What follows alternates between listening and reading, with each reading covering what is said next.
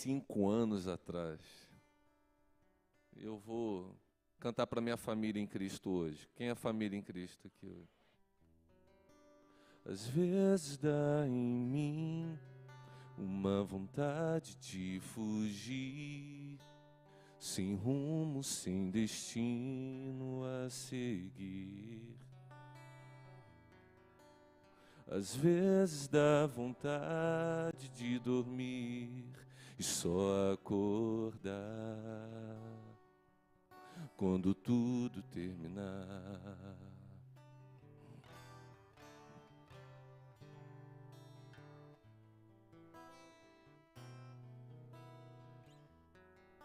Um minuto é tanto tempo, lá fora está chovendo e tudo tão revolto aqui dentro. A noite é mais escura, fico sempre à procura de uma luz que resiste em brilhar. Me sinto na caverna, ou então no porão de um barco em alto mar. Confuso e conturbado, como um profeta angustiado que tentou de ti se ocultar, mas por onde quer que eu vá, os teus olhos vão me ver, não poderei me esconder, nem de mim, nem de você, no céu, na terra ou no mar. Não importa o lugar, tua destra me guiará, tua mão me susterá.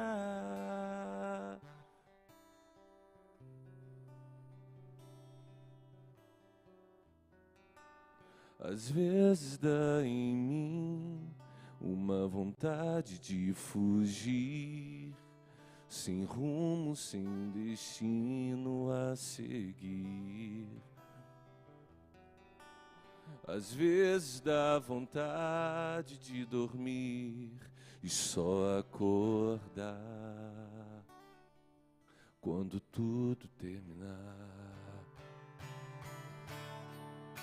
Me sinto na caverna, ou então no porão de um barco em alto mar. Confuso e conturbado, como um profeta angustiado que tentou de ti se ocultar, mas por onde quer que eu vá, os teus olhos vão me ver, não poderei me esconder, nem de mim, nem de você, no céu, na terra ou no mar. Não importa o lugar, tua destra me guiará, tua mão me susterá por onde quer que eu vá. Os teus olhos vão me ver, não poderei me esconder, nem de mim, nem de você, no céu, na terra ou no mar. Não importa o lugar, tua destra me guiará, tua mão me susterá. Por onde quer que eu vá, por onde quer que eu vá, por onde quer que eu vá. Se você aprendeu esse refrão, canta comigo assim: por onde quer que eu vá. Por onde quer que eu vá, os teus olhos vão me ver, não poderei me esconder. Diga, nem de mim, nem de você, no céu, na terra ou no mar. Não importa o lugar, tua destra me guiará, tua mão me sustenta.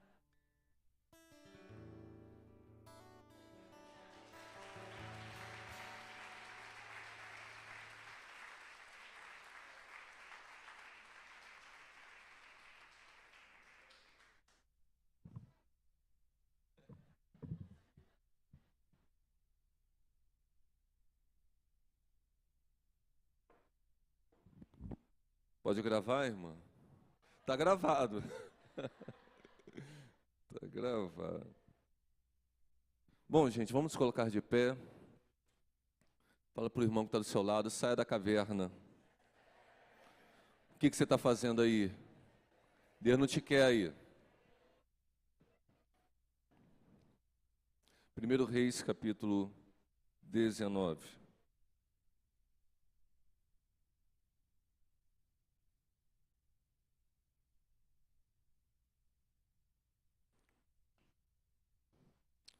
História conhecida, mas que, pelo renovo de Deus, hoje vai mover algo no nosso coração, vai nos trazer consolo, direção e fortalecimento da parte de Deus. Quantos precisam disso? Amém. Acabe contou a Jezabel tudo o que Elias havia feito e como havia matado todos os profetas à espada. Então Jezabel mandou um mensageiro a Elias para dizer-lhe que os deuses me castiguem, se amanhã a estas horas eu não tiver feito com a sua vida o mesmo que você fez com a vida de cada um daqueles profetas. Elias ficou com medo, se levantou para salvar a sua vida, se foi e chegou a Berseba, que pertence a Judá. E ali deixou o seu servo, mas ele mesmo foi para o deserto, caminhando o dia inteiro. Elias foi para onde, irmãos? Deserto. Veja essa progressão. Por fim, sentou-se debaixo de um zimbro. Sentiu vontade de morrer. Elias sentiu vontade de quê, irmãos? E orou: basta, Senhor, diga basta. Tira a minha vida, porque eu não sou melhor do que os meus pais. Deitou-se e dormiu debaixo de um zimbro. E eis que um anjo tocou nele e lhe disse: levante-se e coma. Elias olhou e viu, perto da sua cabeça, um pão assado sobre pedras em brasa e um jarro de água. Comeu, bebeu e tornou a dormir. O anjo do Senhor voltou, tocou nele e lhe disse: levante-se e coma, porque a viagem será longa. Diga, a viagem será longa. Olha para o irmão que está ao teu lado e fala: não acabou, a viagem vai ser longa. Aonde você está botando um ponto final, Deus está puxando uma vírgula, está dizendo: ei, ainda não acabou, a viagem será longa. Glória a Deus. Então Elias se levantou, comeu e bebeu, e com a força daquela comida, caminhou quantos dias, irmãos? E quantas noites? 40 noites, até Horebe, o monte de Deus. Diga, o monte de Deus. Ali ele entrou numa caverna. Ali ele entrou aonde, irmãos? Numa caverna, onde passou a noite. E eis que a palavra do Senhor veio a ele e lhe disse: o que você está fazendo aqui, Elias? Ele respondeu: tenho sido muito zeloso pelo Senhor, Deus dos exércitos, porque os filhos de Israel deixaram a tua aliança, derrubaram os teus altares, mataram os teus profetas, e eu fiquei sozinho. E agora, eles estão querendo me matar. Então o Senhor disse: saia daqui e fique diante do Senhor no monte. Aonde, irmãos? Eis que o Senhor estava passando, e um grande e forte vento fendia os montes e quebrava as rochas diante do Senhor. Mas o Senhor não estava no vento. Depois do vento houve um terremoto, mas o Senhor não estava no terremoto. Depois do terremoto veio um fogo, Mas o Senhor não estava no fogo. Mas depois do fogo, veio o som de um suave sussurro. Quando Elias ouviu isso, cobriu o rosto com o manto e saindo, pôs-se à entrada da caverna. E eis que veio uma voz e lhe disse: o que você está fazendo aqui, Elias? Ele respondeu a mesma coisa. Tenho sido muito zeloso pelo Senhor, Deus dos exércitos, porque os filhos de Israel deixaram a tua aliança, derrubaram os teus altares, mataram os teus profetas à espada, e eu fiquei sozinho, e eles querem tirar a minha vida. Então o Senhor disse a Elias: vá e volte ao seu caminho. Eu queria que você dissesse isso para o irmão que está ao seu lado. Volta para o seu caminho.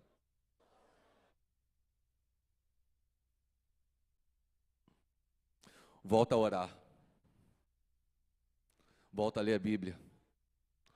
Volte a cultuar.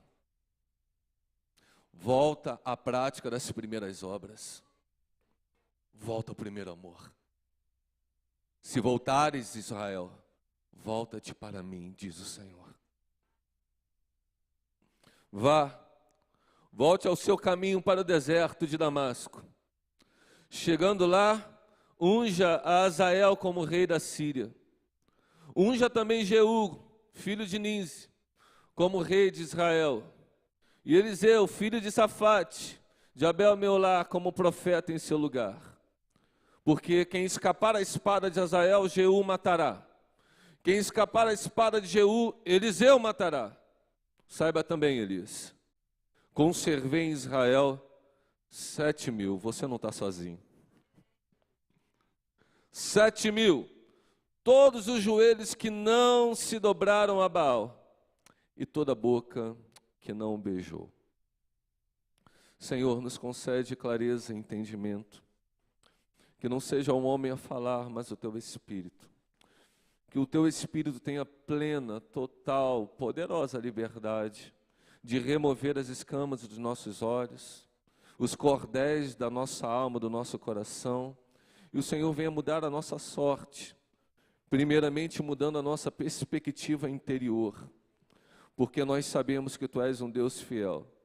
Elias ouviu a Tua voz e nós queremos ouvir, Senhor, como nós precisamos ouvir a Tua voz nesse tempo de tantas aflições, de tantas contradições, que, ó Deus, as circunstâncias querem nos empurrar para uma caverna, mas nós queremos ouvir a Tua voz. O que você está fazendo aqui? Aí não é o seu lugar. Volta! Aleluia! Ministra o Teu consolo, ministra a Tua força, ministra o Teu poder, ministra a Tua glória.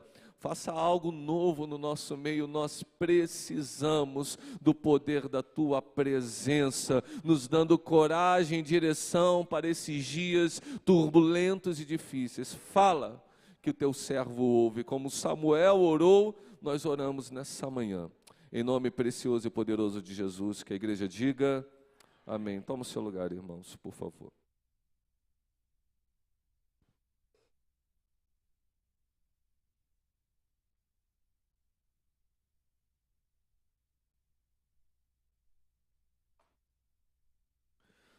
Estamos no ano 874 a.C.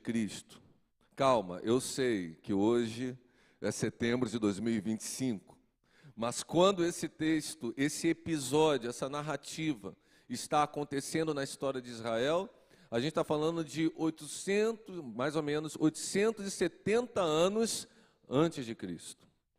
E nesse tempo havia um rei em Israel chamado Acabe. Acabe havia casado com uma princesa fenícia chamada Jezabel, cujo nome significa Baal existe. E a Bíblia vai dizer que Acabe foi o pior rei até então da história de Israel. Se tem uma frase que define a vida E o reinado de Acabe fez o que era mal perante o Senhor. Ele vai ser dominado pela sua mulher, ele vai deixar que Jezabel governe praticamente Israel. Jezabel chega em Israel com centenas de profetas de Baal. Israel agora vai experimentar uma mistura, adorar a Deus e adorar Baal. Uma mistura de moralidade, de ética, de costumes. Israel vai se entregar à prostituição, Israel vai se entregar à idolatria. Israel vai viver uma época de muita obscuridade espiritual, religiosa, moral, política, econômica e aí por diante. Baal vai ser adorado em lugar de Deus, e Baal era uma divindade pagã, vinda da área da Mesopotâmia, que estava associada à fertilidade, à prosperidade e aos fenômenos da natureza. Se tinha um trovão, Baal é Deus. Se tinha fogo, tempestade, terremoto, Baal era Deus. E é nesse tempo que Deus levanta o profeta Elias. É nesse contexto de muita adversidade, de muita dificuldade, um contexto de apostasia até, que Deus levanta o profeta Elias. E se o nome Jezabel significa Baal, o príncipe, existe, Elias, por sua vez, significa Javé é Deus. Como que dizendo, no meio daquela área, daquela região que estava sendo tomada por idolatria, Elias está querendo afirmar, só o Senhor é Deus. Você pode levantar uma das suas mãos e dizer comigo, obrigado, filho. Só o Senhor é Deus. Mais uma vez, vai. Acima da dificuldade, acima do contexto difícil que você está vivendo, diga mais uma vez. Amém. A realidade não é Senhor, a doença não é Senhor, o desemprego não é Senhor, a depressão não é Senhor, a crise não é Senhor, só o Senhor é Deus, só Deus é o Senhor. Elias nasce e surge com uma autoproclamação de que ouve, ó Israel, o Senhor teu Deus é o único Senhor. Amém? Ele nasce, ele vem de uma região pouco conhecida até hoje, ninguém sabe precisar aonde é a região de Tisbe, ali de Gileade, ao leste do Jordão. E o fato é que Elias vai iniciar o seu ministério, escute isso, com grande impacto. Elias surge promovendo em Israel um grande impacto. Você se lembra, ele vai se apresentar a Acabe e vai dizer, não vai chover conforme a palavra do Senhor na minha boca. E por 3 anos e meio, não choveu. Elias, então, ele vai para um ribeiro de Quiriate, e lá ele vai ser alimentado por corvos. É um milagre? Isso é um milagre ou não é, irmãos? Quantos gostam de viver no milagre de Deus? Na dispensação sobrenatural do Senhor. Então acompanha comigo, vamos relembrar a biografia de Elias. Elias profetiza, não vai chover, e não chove. Não vai cair nem orvalho, e não cai. Então Elias, ele é afetado pela sua própria profecia, e vai lá para o ribeiro. Mas no ribeiro, Deus manda corvos alimentarem. Olha que coisa maravilhosa. Imagina você todo dia de manhã, e agora? O que será? E vem corvos trazendo alimento para você. Que delícia, irmãos, que maravilha. Mas não apenas isso, o ribeiro seca. E ele pergunta, e agora, quem poderá nos defender? E não tinha Chapolin Colorado, mas tinha uma viúva de Sarepta. E Deus fala assim, vai até Sarepta, que eu ordenei uma viúva para te alimentar. O que acontece quando ele chega a viúva não sabia da história, né? Porque ela achava que ela iria fazer o seu último pedaço de farinha, ia fazer um pedaço de bolo, e ia depois morrer com o seu filho. Mas Deus diz, tão certo como vive o Senhor, não faltará, aleluia, azeite na sua botija, não faltará, farinha na sua panela, não faltará. E assim aconteceu até o dia que caiu chuva na terra, aleluia. Não bastasse isso, Elias é constrangido a promover um grande concílio em Israel. E lá no Monte Carmelo ele reúne a turma, os 400 profetas, e fala, vamos ver quem é Deus.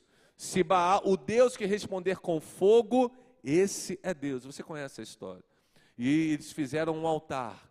E os profetas começaram a aclamar. Elias começou até a zombar deles. E não aconteceu nada.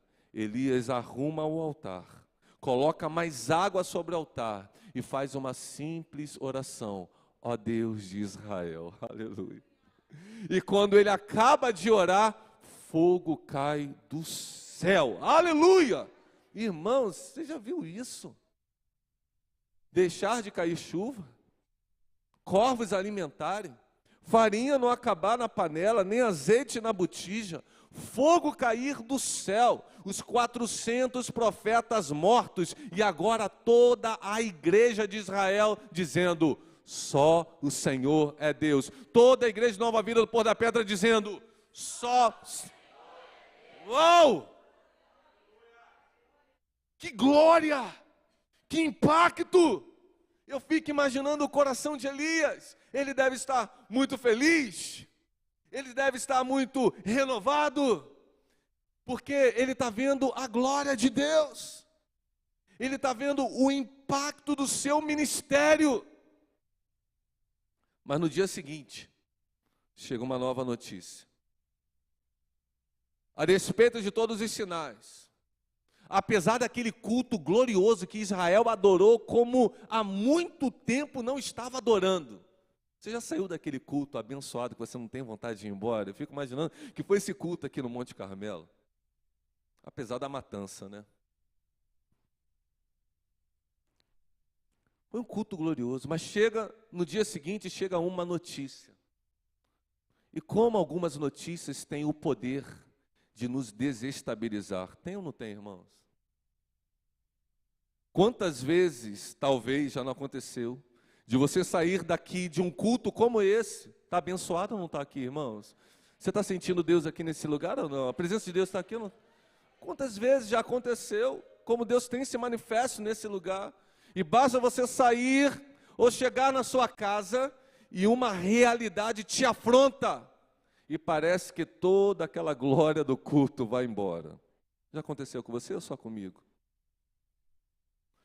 Você sai de um domingo tão abençoado, chega no seu trabalho segunda-feira, meu Deus, parece que eu saí do céu ao inferno, gente. Eu me sinto Paulo às vezes, de 2 Coríntios 12, sai do terceiro céu, no meio da glória de Deus, Cristo Jesus, o Espírito Santo, os anjos. Quando ele desce, quem está esperando ele para dar uma bofetada na cara dele? Quem? O diabo. Às vezes essa dicotomia, essa contradição da realidade está na nossa vida. Céu e terra. O impacto da glória, o impacto da vida, o impacto da morte. O impacto da ameaça. E agora você percebe Elias aqui, recebendo uma ameaça de Jezabel. E você lê o texto comigo, eu não vou ler mais o texto, para ser mais objetivo possível. Quando Elias recebe a notícia de Jezabel, diz o texto que ele vai fugir. O que Elias vai fazer? Essa é a primeira reação que nós temos diante das adversidades. Elias conhecia Deus? Você também conhece? Amém. Elias era um homem de oração? Eu também creio que eu estou diante de uma igreja de oração. Elias era um homem temente a Deus? Elias estava em pecado?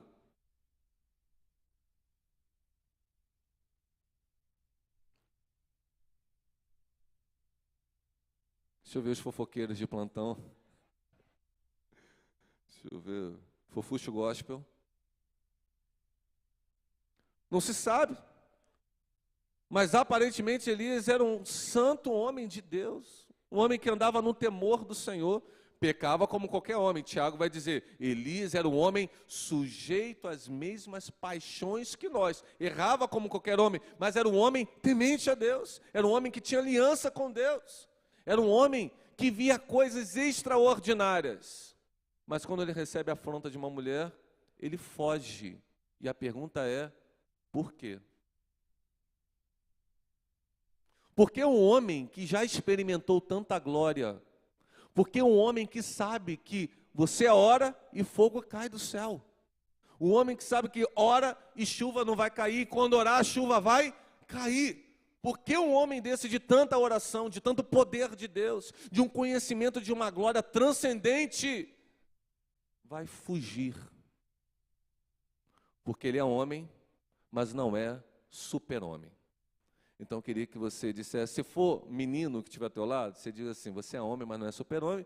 E aí se for menina, você diz assim, você é mulher, mas não é Mulher Maravilha. Pode ser? Então diga isso para ele, mas você é homem, mas não é super-homem.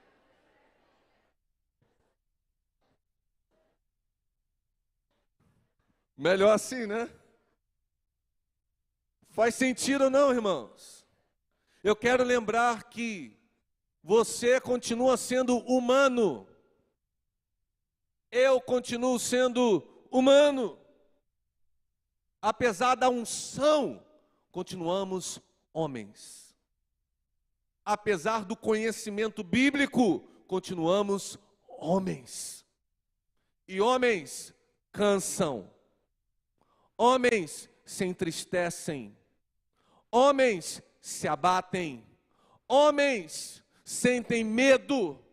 Homens se frustram. Homens se deprimem. Homens se sentem desesperados. Bem-vindos à humanidade. Isso é o retrato da humanidade. Mas você não conhece Deus? Conheço, mas eu ainda sou um homem. Mas você não é cheio do conhecimento da Bíblia? Sim, mas eu ainda sou um homem. Mas você não tem revelações de Deus? Sim, mas eu ainda estou na terra, eu vivo uma vida humana. Então eu quero aliviar a igreja, os meus queridos e amados irmãos, de qualquer peso, da condenação do inferno, como eu já preguei alguns domingos atrás, quando dizem continuamente, o teu Deus, onde estás? A nossa alma fica como? Abatida. Eu quero te dizer, sabe por que você está assim? Sabe por que você pode passar por tempos assim? Porque você é humano. Elias foge, porque ele é humano. Sabe porque às vezes você quer fugir? Você já teve vontade de fugir? Como na canção que eu cantei aqui, às vezes dá em mim uma vontade de fugir. Já sentiu aquela vontade de sair correndo? Meu Deus, eu quero sair correndo, que desespero. Levanta a mão só para eu ver. Uau! Que desespero! Eu quero fugir de tudo, de todos e, se possível, até de mim mesmo. Elias foge. E nessa fuga ele não quer nem ser acompanhado. Ele deixa o seu moço em Berseba e ele vai fugir sozinho. No meio dessa fuga, ele vê no deserto. Ele foge e vai para o deserto. Ele foge para onde? Acompanha essa saga depressiva de um servo de Deus. Ele sai de um ministério super impactante, cansado, com medo, ele foge. E foge para o deserto. Você sabe, deserto significa um lugar de dificuldade, um lugar de solidão, um lugar de escassez, de privações, um lugar de perigo. Elias está indo para esse lugar. Lembra, há pouco tempo atrás ele estava no alto de um monte, vendo o fogo de Deus cair do céu, e uma nação inteira bradando, só o Senhor é Deus. Agora ele foge, está no deserto e vai orar. Glória, homem de Deus sempre ora. Vamos lembrar a oração de Elias? Vamos lembrar? Que oração linda. Se você quiser repetir essa oração. Não? Ele orou assim: Senhor, tira a minha vida.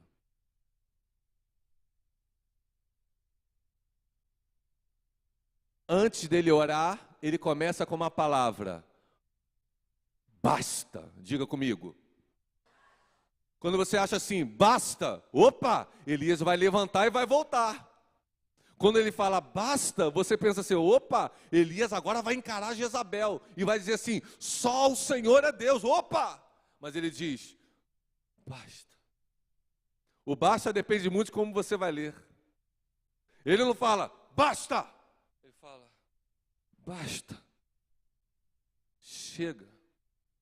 Eu desisto. Eu jogo a toalha. Eu não quero mais lutar.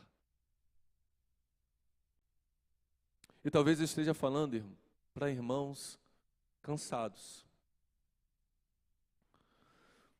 Qual era, talvez, vamos inferir aqui ao texto, fazer algumas conjecturas provavelmente seguras. Por que que Elias está se sentindo assim? Ele está cansado. Cansado de quê? De ver uma realidade que não muda, apesar de todo o seu esforço. Qualquer semelhança é mera coincidência. Isso no caso da novela, porque no caso da palavra, Romanos 15:4 vai dizer que tudo que foi escrito ao nosso respeito foi escrito, a fim de que pela paciência e pela consolação das Escrituras tenhamos esperança. Então não é mera coincidência. É a minha e a sua vida retratadas aqui, e Deus falando, calma, que a sua vida não vai terminar no deserto, calma, que a sua vida não vai terminar na caverna, eu tenho planos maiores e melhores para a tua vida. Tenha esperança, tenha paciência.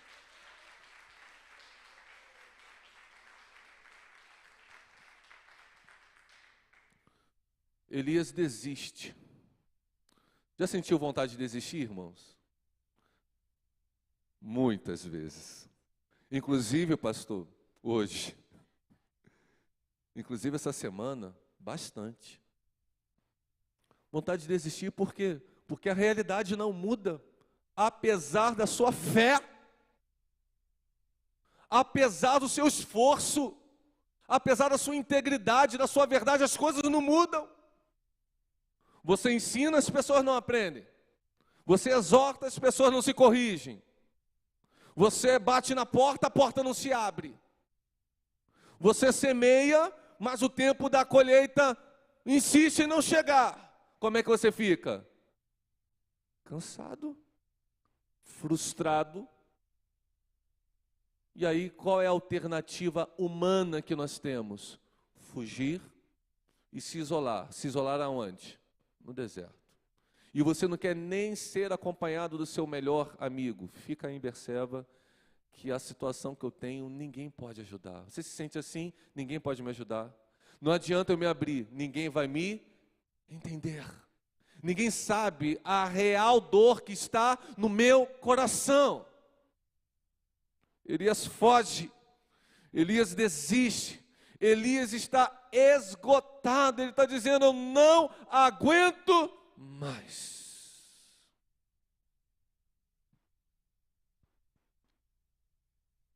E pede para si a morte. Elias tem vontade de morrer. Eu não vou fazer essa pergunta para não constranger os irmãos.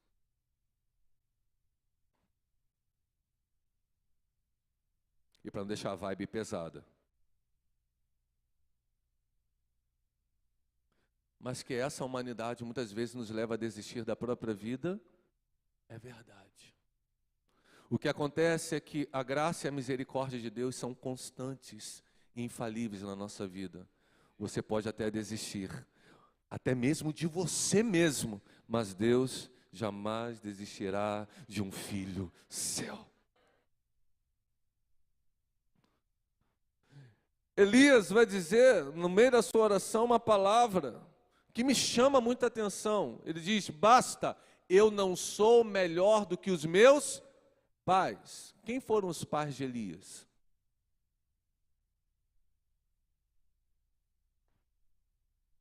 Sim, você não sabe, porque a Bíblia não fala.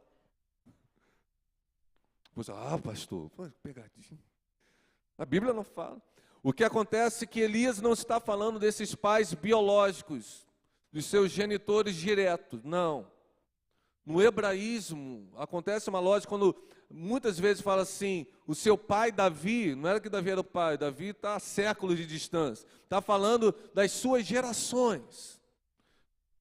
E da forma que Elias está se colocando aqui, ele está se comparando àquela geração. Elias está se colocando em pé de igualdade, sendo extremamente humano e humilde, e se colocando num pé de igualdade com aquela geração que saiu do Egito, que viu a manifestação da glória de Deus. Viram ou não viram, irmãos? Eles viram ou não viram? Viram as 10 pragas. Viu o mar vermelho se abrir. Viram a nuvem, viram a coluna de fogo, viram o maná, viram a água da rocha. E a despeito de toda aquela glória, de todos aqueles sinais, eles não creram. E não entraram na terra da promessa. Somente uma geração que saiu do Egito de 20 anos para baixo que entrou na terra. E Elias diz, basta. Elias diz, basta. Eu não sou melhor do que os meus pais, porque eu também vejo a sua glória. Eu também vejo o seu poder, eu vejo a sua misericórdia, e eu continuo não crendo que Israel vai mudar. Eu sempre pergunto para os irmãos, quem crê? Quem crê? Se creres, mas quantas vezes você, confrontado com a realidade, você crê não dessa forma, mas como aquele pai do jovem lunático, que diz assim, eu creio, ajuda-me na minha falta de fé. Quantos já oraram assim? Você crê que Deus pode mudar os seus filhos? Pastor, eu creio, mas está tão difícil. Você crê que você pode ser curado? Você crê que seu casamento pode ser transformado? Você crê que a sua vida relacional pode mudar? Eu creio, mas está tão difícil. Quantos são honestos para confessar que muitas vezes tem uma fé assim, como Elias? Eu creio, mas quando eu vejo a situação difícil em casa, é difícil, pastor. Bem-vindo à humanidade. Bem-vindo. Talvez você seja candidato a ser o novo Elias do século 21.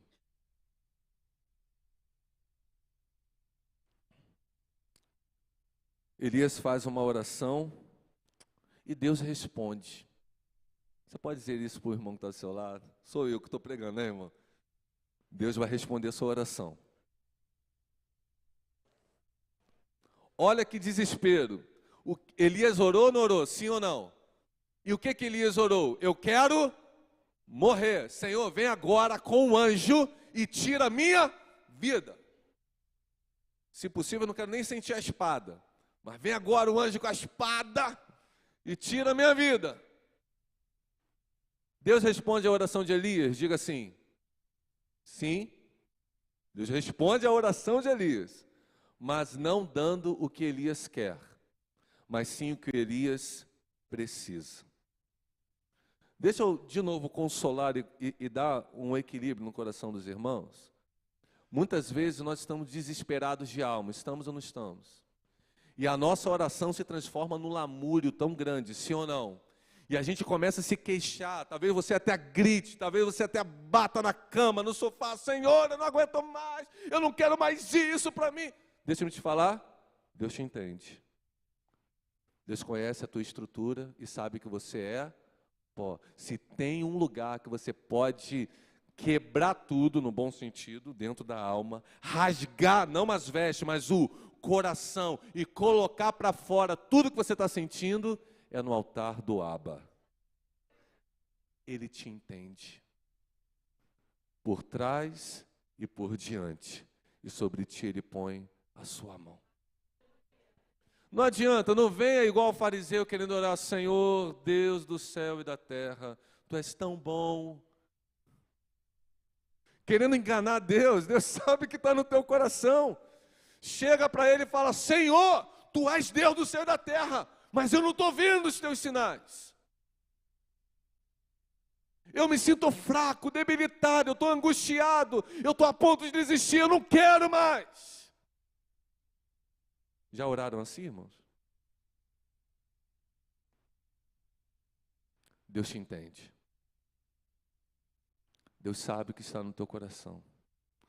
E fica tranquilo. Porque tem os homens tiranos que são assim, né? Ah, você quer isso? Então toma. E tem gente que tem medo de orar assim, porque fala assim, não, vai que Deus diz amém para a minha oração. Ah, você quer morrer? Ah, você quer desistir? Então tá bom. Deus não é homem com esses sentimentos mesquinhos. Deus não é um tirano. Deus é teu Pai, Ele te ama, Ele cuida de você, Ele sabe quem é você, Ele conhece as estações da sua vida, Ele sabe pelo que você está passando, Ele te compreende. Seja autêntico com Ele. Ele sabe quem é você, Ele é um Deus onisciente.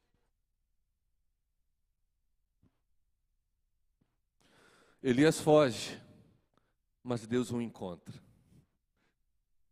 Eu cantei isso aqui: por onde quer que eu vá, os teus olhos vão me ver. Jonas pensou que poderia fugir da presença, como fugir de um Deus onipresente. Elias dorme, mas Deus o desperta. Elias pede a morte, mas Deus o aviva. E Deus vai avivar a sua vida nessa manhã.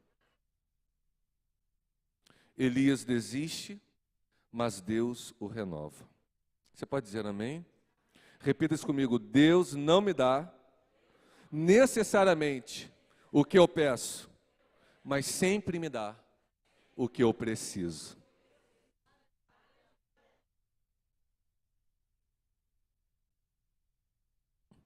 E qual é o tratamento de Deus?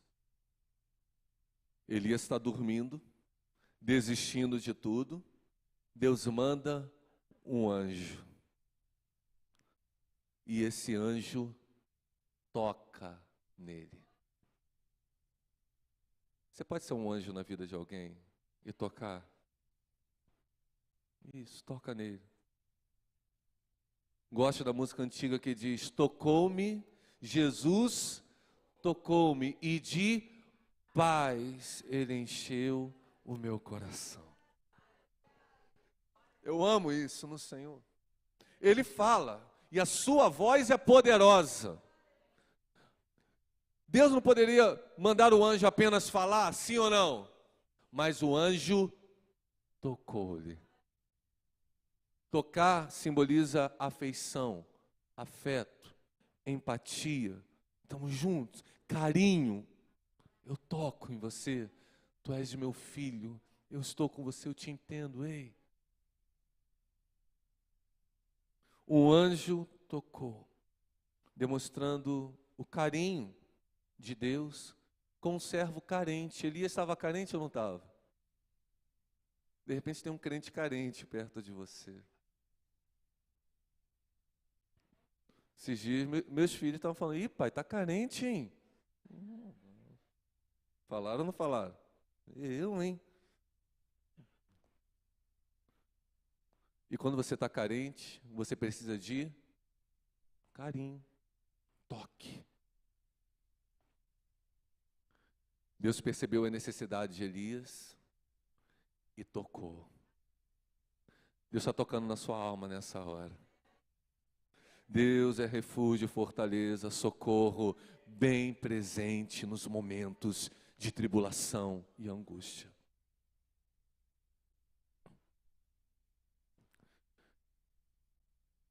E Deus dá uma palavra para Elias. Levanta e coma. Eu quero dizer essa palavra hoje. Se levante e coma.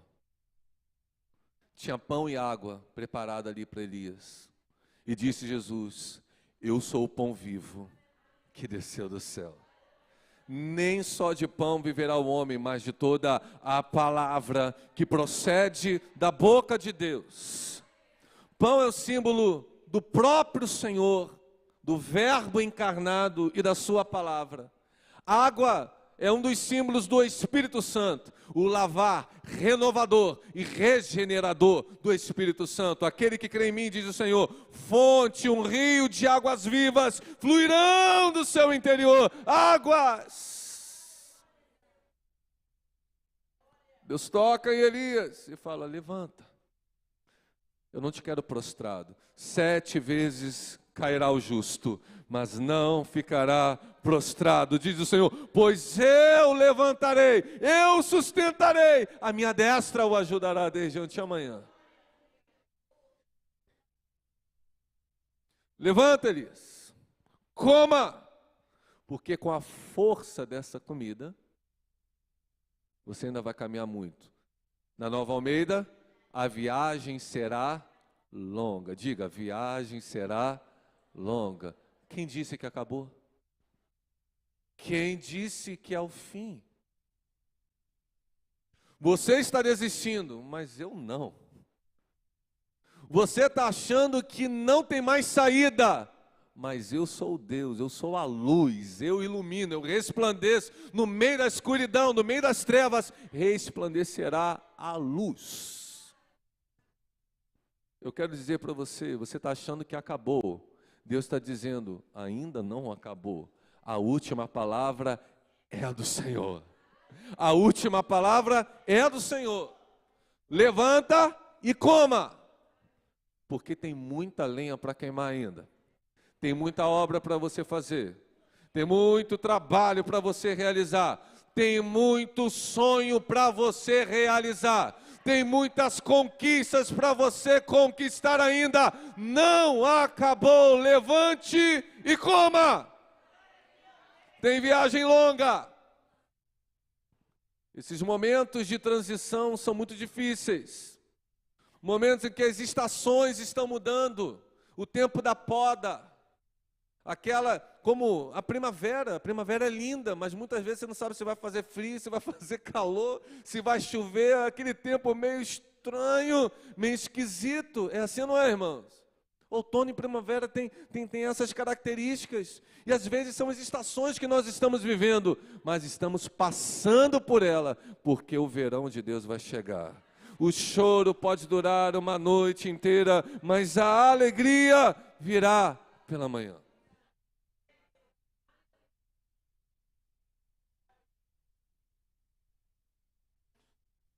Então Elias levanta e come. Quantas vezes? 2 vezes. Quantas vezes? 2. Porque a viagem será longa. E eu creio que Deus vai derramar porção dobrada da sua graça e da sua glória sobre a sua vida hoje. Porção dobrada. Mas eu quero chamar a atenção nisso. Olha o contexto de alma desse profeta. Ele levanta e come, e o que ele vai fazer? Dormir. Levanta e come, e agora ele vai caminhar. E quando você pensa que Elias está mais animado, opa, ele saiu de Berseba, foi para o deserto, agora ele está mais animado, comeu, o anjo tocou, ele ouviu a voz de Deus, opa, Elias está animado. Quantos estão animados? Ninguém, tá bom. Elias está animado. E aí ele vai para um novo lugar, um resort talvez. Um hotel de frente para a praia. Uma casa de serra. Um hotel fazenda. Elias vai entrar numa caverna. Gente, o estado depressivo desse homem é deveras grave. É como aquele momento assim, não sei se você já viu a vida de alguém. Opa, agora fulano vai. Aí chega a semana que vem, escorrega de novo. E quando eu falo escorregar, é até nas questões emocionais. Talvez você já viveu tempos assim? Quando eu pensei que eu ia, eu voltei. Meu Deus do céu, que dilema. Que situação, né, irmão? Elias estava assim. Aí ele vai para a caverna. Caverna fala de lugar escuro, úmido, sombrio. Sabe o que dá muito em caverna? Não sei se você gosta. Morcego. Eu acho que por isso que o Batman bate caverna. Você gosta de morcego ou não?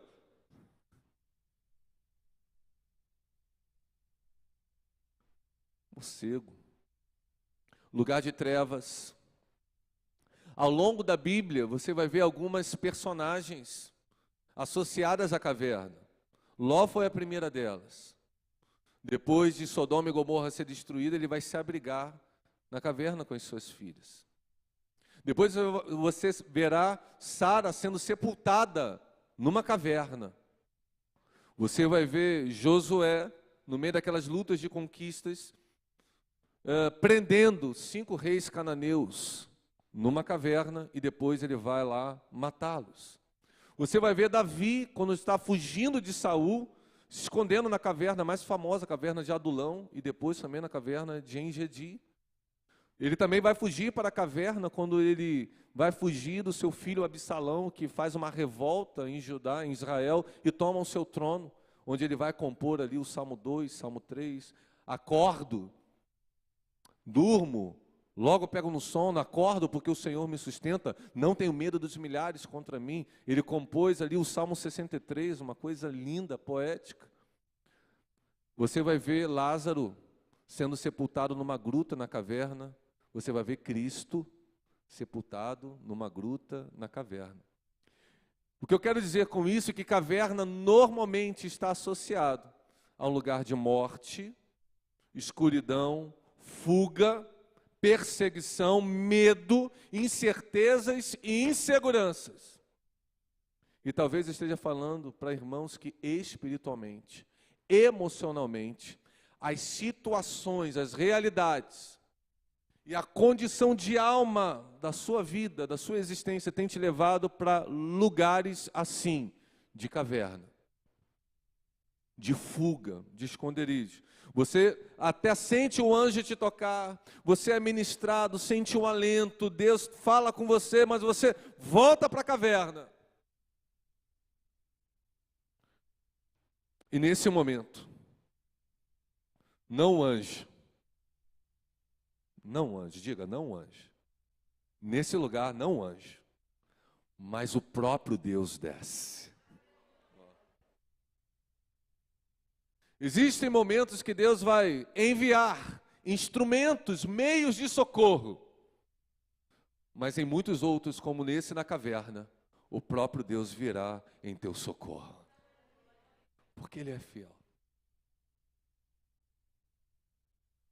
Mas quando você pensa que Deus virá e vai dar uma palavra de consolo, de encorajamento, de coitadinho, Deus vai falar algo, quantos querem ouvir?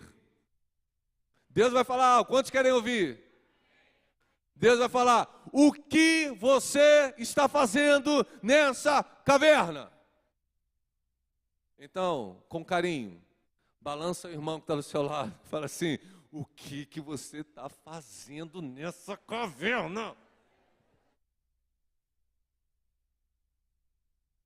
Ô cidadão!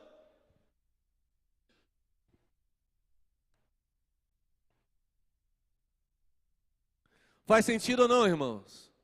Olha a pergunta de Deus para o homem que está sofrendo agora. No deserto, Deus falou, ei, tocou, deu carinho, mas tem hora que o carinho tem que ser mais firme, tem que sacudir. E Deus está aqui com todas essas pedagogias. Não é morde a sopra não, calma, irmão. É o carinho, mas também a firmeza. As perguntas retóricas são muito importantes. Quando Deus pergunta para Elias, o que você está fazendo aqui? O que Deus, na verdade, está falando para ele é, a caverna não é o seu lugar. E eu quero dizer isso para você, você não é Batman, nem Batgirl. Você não nasceu para a caverna. Dispõe-te e resplandece, diz o Senhor. Porque as trevas e a escuridão cobrem os povos, mas sobre ti aparece resplandecente a glória do Senhor. Levanta e resplandece. Aleluia!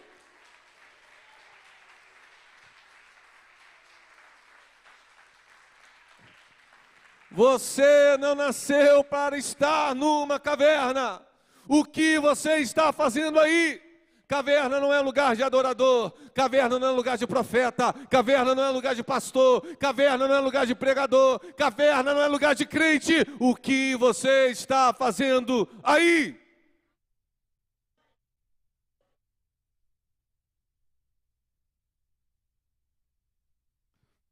Elias não entendeu a pergunta. Você percebe isso pela resposta. Porque qual é a resposta de Elias? Uma resposta de vitimismo. Reparou ou não?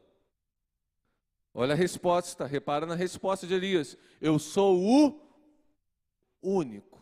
Eu sou a última bolacha do pacote. Foi isso ou não foi? Todo mundo te abandonou. Só fiquei eu. Todo mundo está no pecado. Só tem um santo. Jó. É assim ou não é que ele está se sentindo? Todo mundo está errado. Só eu que estou certo. Elias está tentando transferir a lógica para Deus. Não é possível que você não está vendo o que eu estou vendo.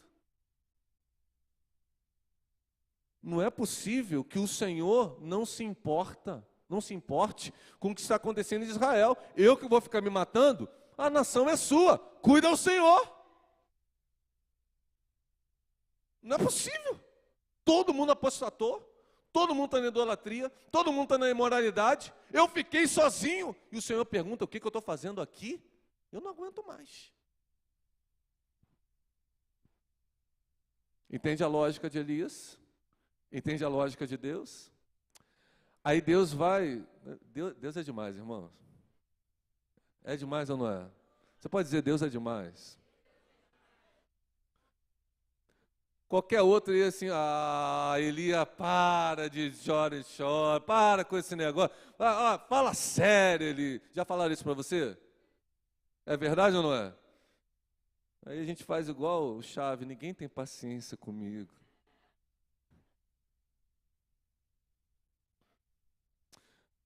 Aí Deus respira e fala assim, beleza. Calma, vamos fazer uma experiência, vamos fazer uma dinâmica. Quantos gostam de dinâmica? Entendeu? Vamos fazer uma dinâmica. Legal. Então, Elias, vem para cá. Vamos fazer uma dinâmica. E aí, você ouviu, né? Foi um vento que quebrava a rocha. O que Elias pensou? E aí, Deus não estava. Elias volta para onde? Para a caverna. Aí, de repente... vem um terremoto, um terremoto vai acontecer aqui. Paulo e Silas estavam onde? Na prisão. Aconteceu o quê? Quem era aquele terremoto? Poder do Espírito Santo. O que Elias pensou? Né? Como profeta que era? Esse terremoto é quem? É Deus. Ele vai. Deus não está aqui. Elias volta para a caverna.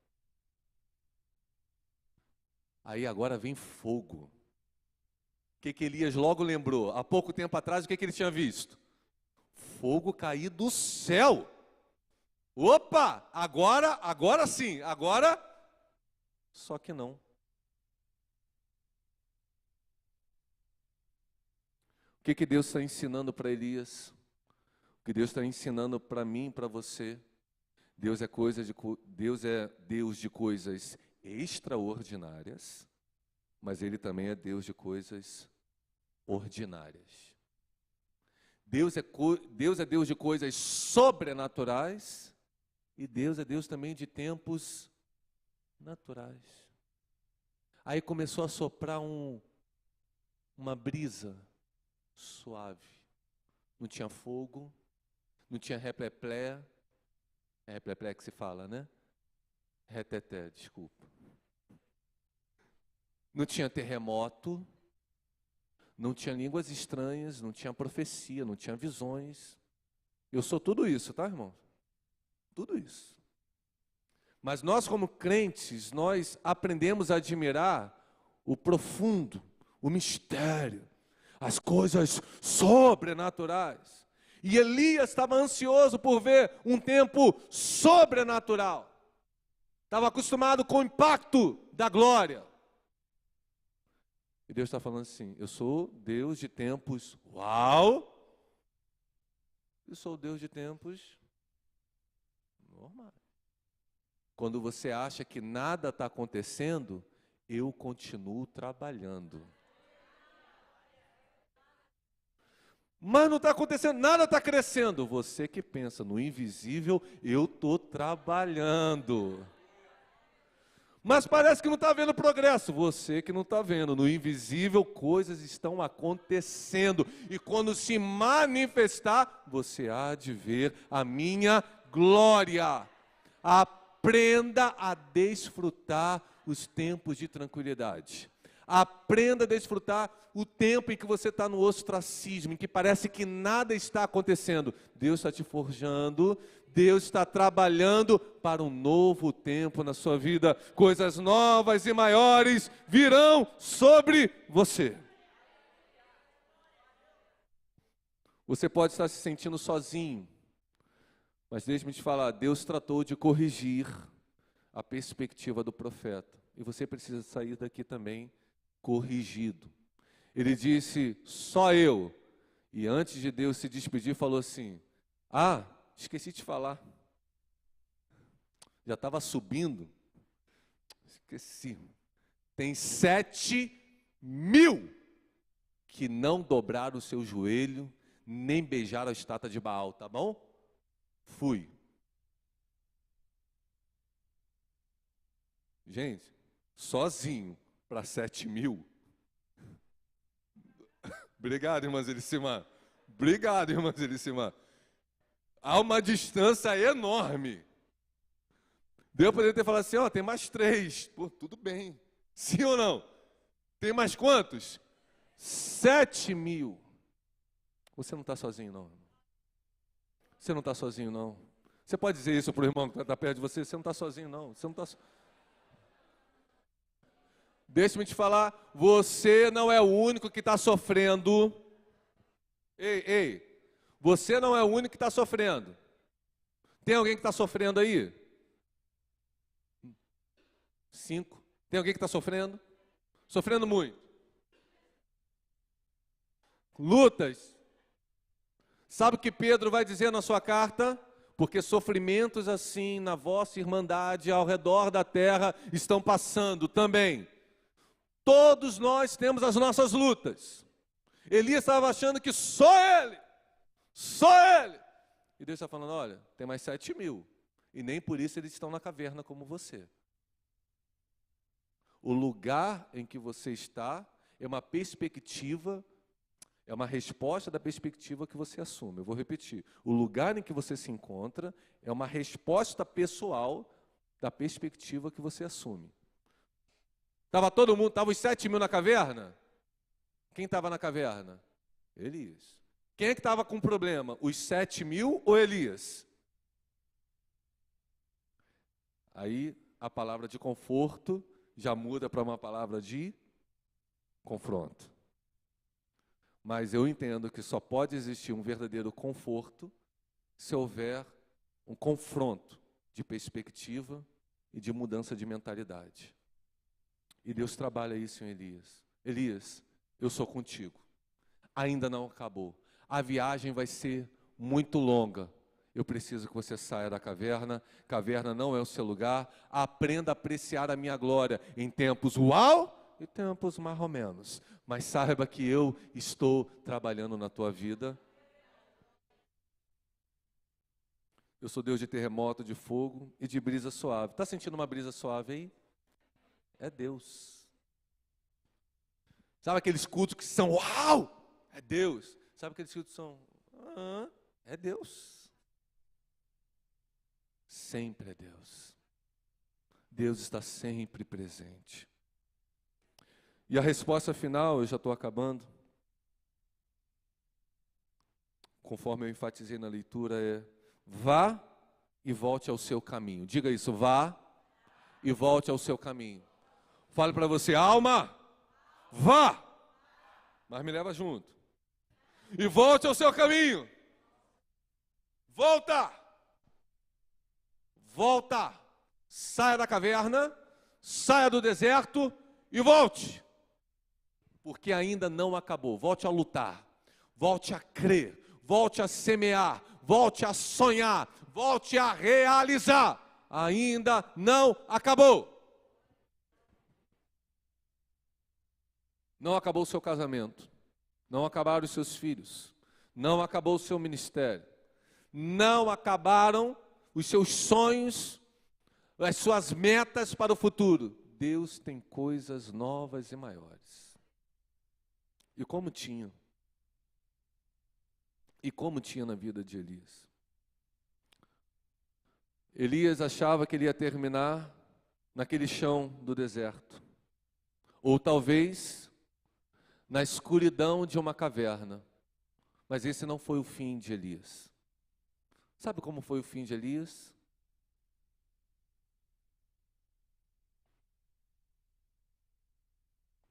Elias foi arrebatado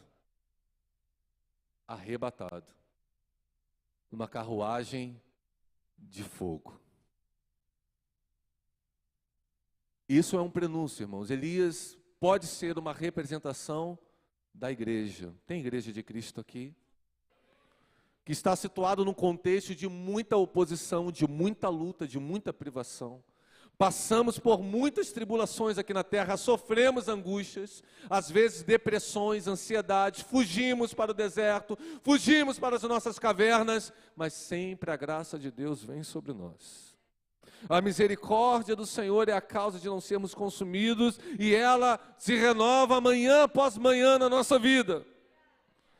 E no final dos tempos, a trombeta há de soar. E nós, mortos ou vivos, seremos assuntos ao céu para uma eternidade gloriosa com o Senhor. Elias achou que ia ser mais um. Elias achou que seria mais um na estatística, mais um deprimido, mais um frustrado, mais um derrotado. Mas Elias terminou vendo a glória de Deus. Eu quero dizer isso para você, você não vai terminar no chão de um deserto. Você não vai terminar os seus dias numa caverna, vivendo as mesmices realidades que não transformam-se. Você vai ver a glória de Deus. Elias viu o seu sucessor, Elias viu o sucessor de Acabe, Elias participou desse projeto, Elias viu a chuva descer sobre Israel novamente, Elias subiu para a glória de Deus eterna. E você também, que você tenha esperança, que apesar das suas lutas e das suas dificuldades, você saiba, o Deus de Elias é o teu Deus. E a mesma coisa que ele falou para Elias, ele fala para você também. O que você está fazendo nessa caverna? Saia das cavernas da vida. Deus não te quer ir, Deus não te formou para isso, Deus te chama hoje a contemplar a glória dele na tua vida. Vamos nos colocar de pé em nome de Jesus.